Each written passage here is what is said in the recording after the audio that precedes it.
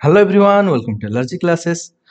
ओडिशा रे ग्रीष्मकालीन शिक्षण कार्यक्रम समर लर्निंग प्रोग्राम रे बीणा दीदी जरिया रे किसी वीडियो क्लास करा जाउची एवं वीडियो शेष रे होमवर्क दिया जाउची बा तुम पई काम दिया जाउची। तो सेही भली 16 मई 2025 रे षष्ठ श्रेणी विज्ञान रो जे होमवर्क दिया जाइतिला चारिटी प्राणीज खाद्य और चारिटी उद्भिज खाद्य रो नाम लेख। आजिर वीडियो रे तार आंसर को आमे आलोचना करिबा। जेपरि आमे समस्त जानिचे उद्भिज खाद्य हला जेउ खाद्य उद्भिद ठारु मिलिथे ताको आमे कहबा उद्भिज खाद्य एवं जेउ खाद्य प्राणी ठारु मिलिथे ताको आमे कहबा प्राणीज खाद्य। तो सेही बेले जदि आमे प्राणीज खाद्य कहबा जेपरि गाई ठारु आमे कोन पाउचे क्षीर पाउचे तो दुग्ध बा क्षीर से आसीओ प्राणीज खाद्य।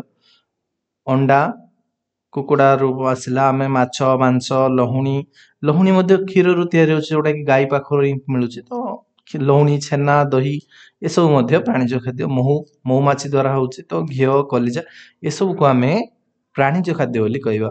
एथि मध्यरु चारोटी तमे लिखि परिबो।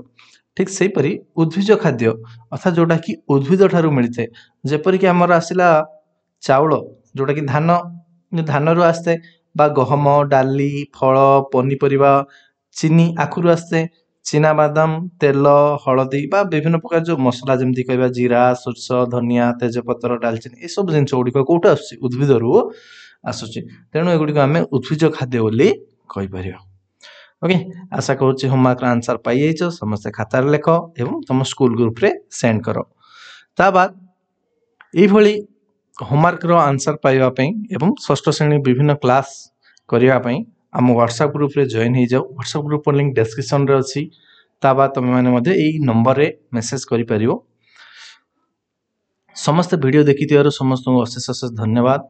वीडियो टी को लाइक करो संग मान सहित शेयर करो एवं जदि चैनल को सब्सक्राइब करना सब्सक्राइब कर दियो। Thank you.